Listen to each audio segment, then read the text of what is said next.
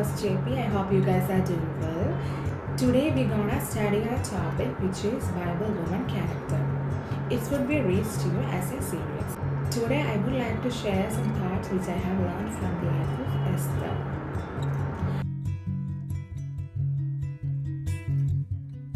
As we all know, the Bible consists of 66 books, right? From these books, 2 books known in 2 women's names, Ruth and Esther.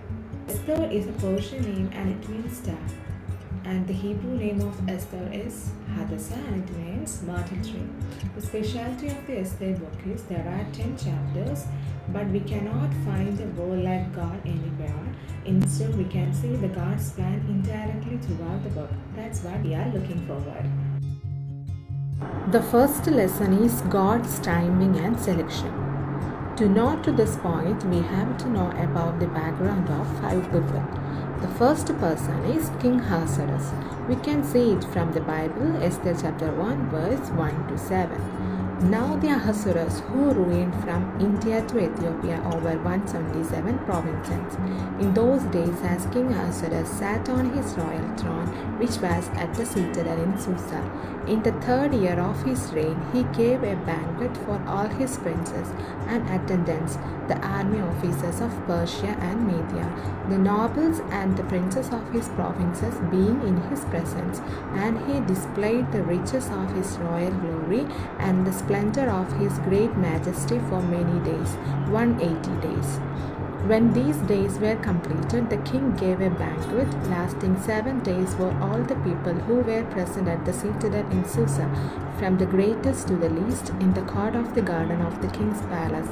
There were hangings of fine, white and violet linen held by cords of wine, purple linen in silver wings, and marble columns and couches of gold and silver on a mosaic pavement of porphyry, marble, mother of pearl, and precious stones. Drinks were served in golden vessels of various kinds, and the royal wine was plentiful according to the king's bounty. I hope now you got the idea about who is the King Ahasuerus and how rich is he. The second and third person is Mordecai and Esther.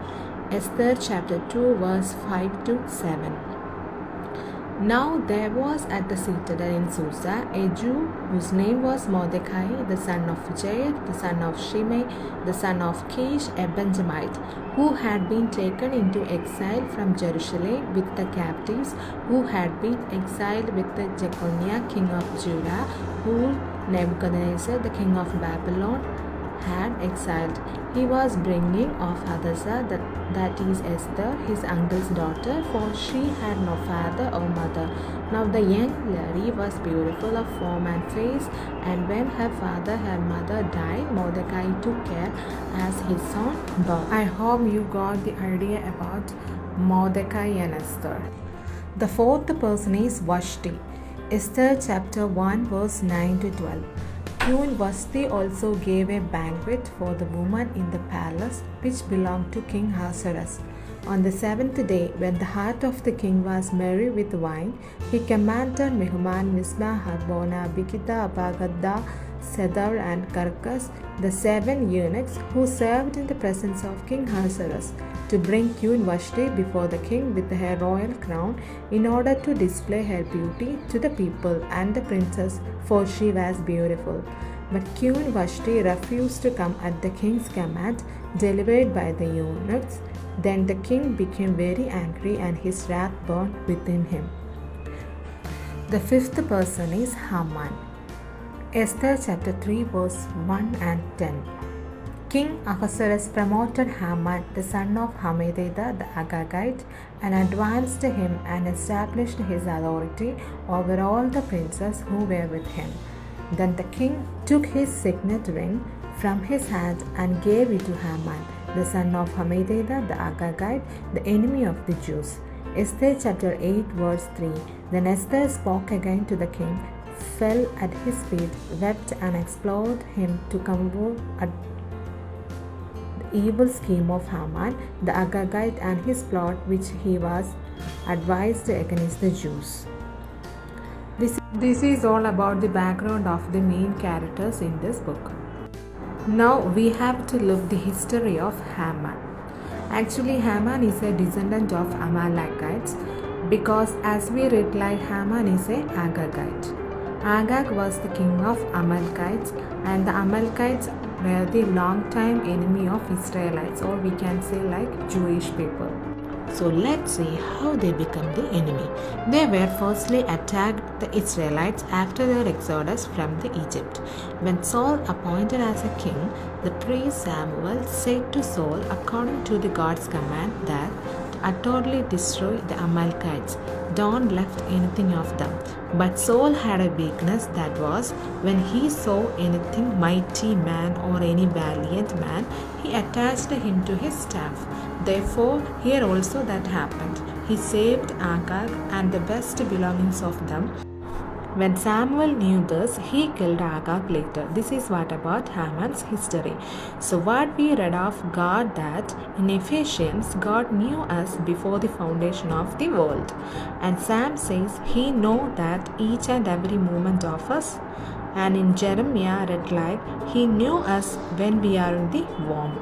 So that means God knows that our present, past and future. So likewise, God knew the Haman's future also, that he will rise up one day to destroy God's people. Let me think about Vashti. Had she did anything wrong? We can answer as diplomatically, because if the answer like yes, then the reason is she disobeyed the order of the king or her husband. If the answer like no, why? Because we are reading like that the Ahasuerus king commanded during the banquet when he was in the abnormal stage with wine, and the order was in English written as to display her beauty, and in the Jewish interpretation as to appear unclothed. So normally a highly valued woman weren't ready for this, or we can sense like women have lots of limitations like any physical issues, right? So this is also would be a reason. In the chapter 2nd of Esther, first verse, we can see that when the king Ahasuerus became normal, he regretted about the order against Vashti. So actually we don't know what was happened behind, but one thing I can say that it's all about God's plan. God wants to depose Queen Vashti and to brought Esther into that place. This is what called God's timing. Haman is going to make a plan to destroy God's people. Before that, God is preparing to destroy Haman's plan through Esther. So let's discuss about this election. What would be the criteria to become a queen or to become a wife of Persian king? According to the worldly aspects, the criteria would be like she should be from a royal family, like Vashti was the daughter of Belshazzar, the king of Babylon. Secondly, she should be well educated. Thirdly, she should be from wealthy ancestral origin and tradition. And the fourth one is she has a previous experience being in a position. But see the profile of Esther. She is an orphan, adopted by her cousin uncle. She is under captivity. So here, if we think physically, the profile of Esther is not at all matching with the profile of Ahasuerus, right? But God is looking only the heart. The perfect example is David. He called as man of God's desire, even though he was done a big sin. Likewise, God looked at the heart of Esther and selected her as a part of his plan. So this is what Lord's doing. It is marvelous in our eyes. Therefore, what we learn from this lesson is we should keep enough patience to wait for the God's perfect time. Maybe we are not deserving according to the worldly aspects, but still hope for the best. God has a plan for everyone. In the Bible, Jeremiah 29:11 says, I know the plans I have for you, plans to prosper you and not to harm you, plans to give you hope and the future. I hope this thought inspired you in any ways. As for me, it encouraged a lot. The next lesson will be in the next episode. Stay tuned, be safe, and God bless you.